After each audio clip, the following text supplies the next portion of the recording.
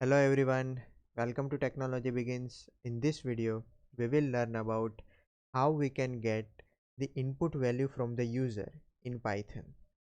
So, for getting the value from the user, we have one method called input, and this method always returning us the value as a string.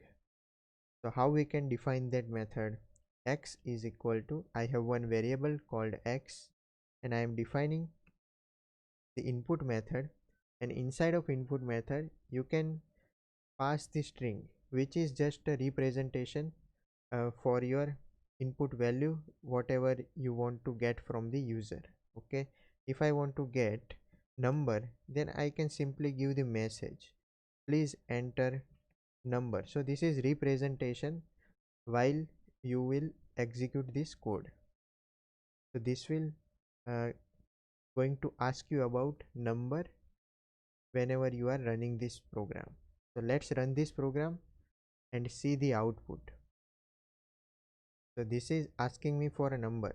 So this string is basically a representation, and which is basically give you the idea about what I need to uh, give the value. Okay, so if they are asking for a number, then I will give the number. So it is returning us the 10 as I have printed over here, but its type is always string, because this input method is always returning us the string.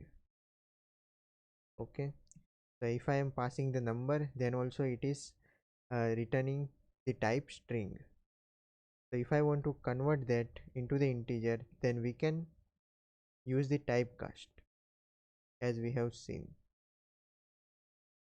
you can use any typecast as per your requirement, and if I am running this program, then it will give me a integer type value. Okay, so this is how you can use the input method to get the value from user. And if you are not passing the string inside of this input method, then it is also fine, but that is uh, basically giving the idea about what we need to pass. Okay, that is just a representation for whatever value we want to get.